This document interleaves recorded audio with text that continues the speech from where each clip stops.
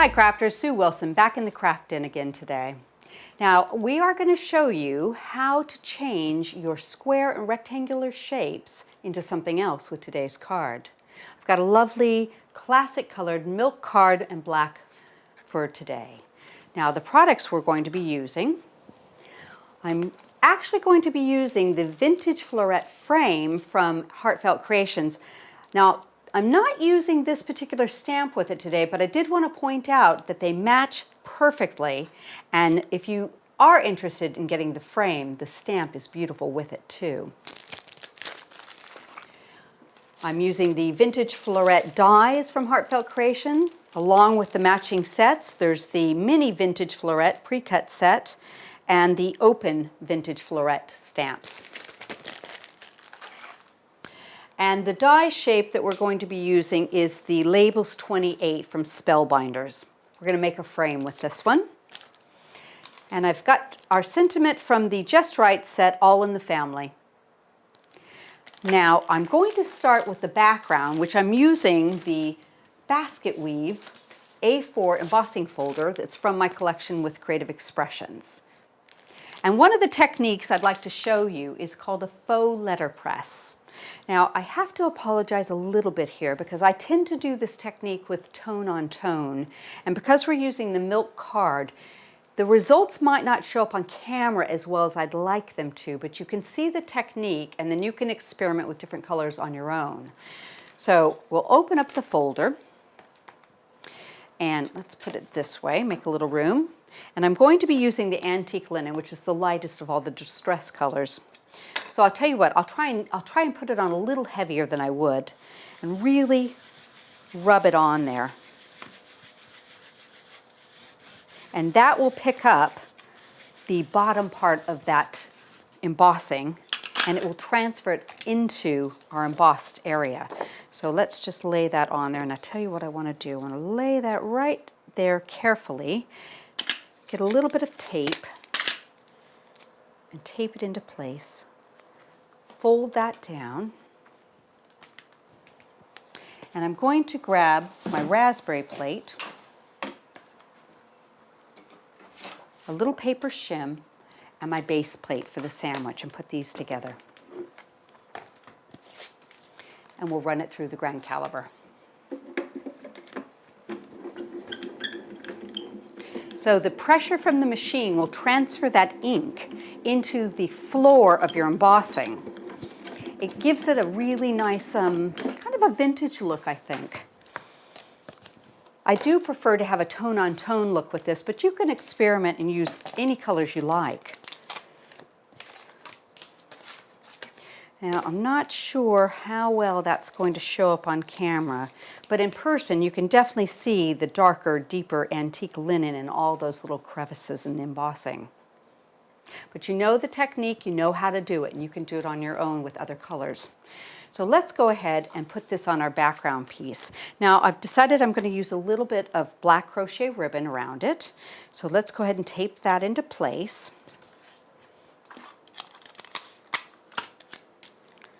And I just want to tuck the ends to the back here and tape them. And then we'll use some Scotch tape here, double-sided, to put this onto our background piece. I've already prepared a mat with a thin black mat and then a double mat of milk card that I've pierced around the edge.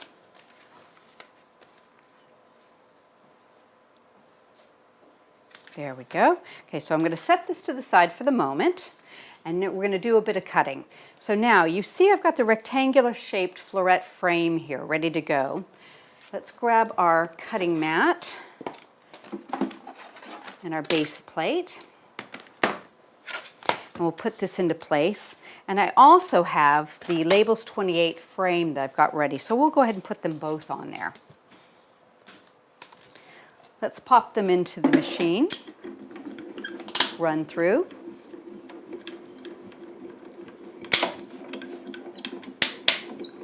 Don't worry about that cracking noise, it's perfectly normal. It's just the die going into your cutting plate. Now that's cut beautifully. Let's check this one.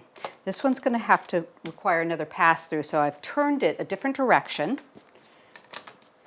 And let's pop this back through.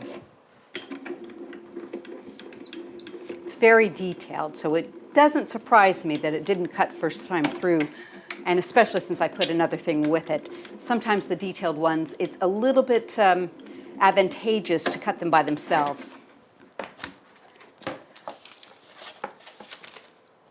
There, that looks gorgeous. So let's set this aside and I'll show you what I do. I think one of the things that's important to realize is that you might see a die that you really like and you think, oh, I don't know about that shape, I might get tired of that. So it's a good idea to look at some of your label shapes and use them as frames around something else. So let's just see what this one looks like. I'll pop that out. It comes out really easily. And I'll just take out my little pieces with a pokey tool. Get that around. There we go.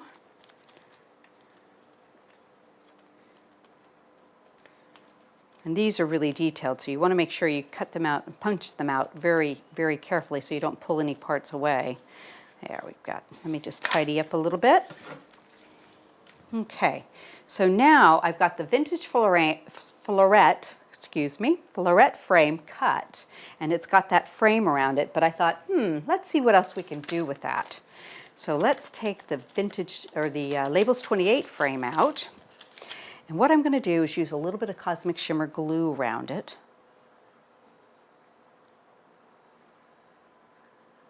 Just draw a little bead here. And I'm going to place it over this.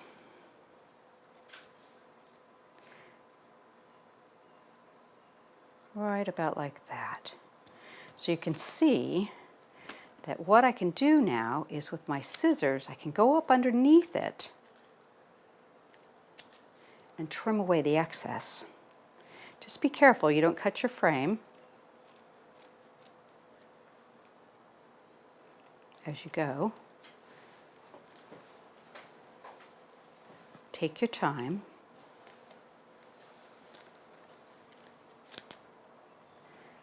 And you can just make it look like it was made to go in that Label 28 frame.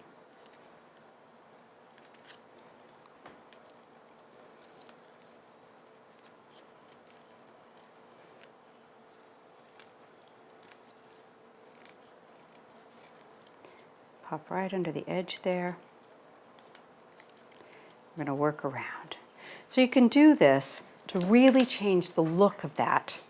It doesn't even look like it's the same die shape to me. I missed one little spot there. There we go. Right. So now I've got a beautiful frame ready to go. So what I've gone ahead and done is I've mounted some mounting foam on the back to raise it up. And I've also stamped the sentiment from the All in the Family's sentiment by Just Right. And I've just kind of trimmed around it in a rough circle because I'm going to seat this on top of it. So let's go ahead and take off the mounting foam that we have around the edge here. And I've just cut some thin pieces because it's got a natural frame in the center of it already. And peel these off. That should work, and then we're just going to line that up so that it's straight over that. That looks good. And I've cut one more of the Labels 28 frame in solid black, and I'm going to put that underneath it. So I'm going to continue to take off the rest of my mounting foam here.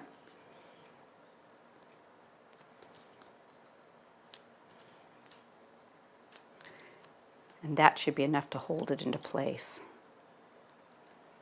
There we go. And I'm going to layer this up so it's just exactly even. That looks straight. Right. So now I've got a focal element for my card. So let's go ahead and put that on there.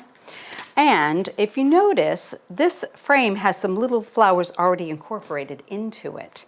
So it's a perfect place to add the vintage Florette flowers that you can cut with the dies and the matching stamp. So we'll do that next. Set that aside. So I've gone ahead and done a few, And I've cut them out. And I use 2 die cuts to make 1 flower if I want to do a simple flower. And using the black archival ink, we're just going to ink up the die.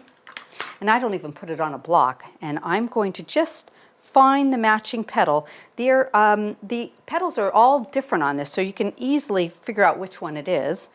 Set it on top and give it a good press. There we go. Ink it again. Set it on top and give it a good press. Get all the petals. So we've got a perfectly matched stamp there. Let's do these 2 guys.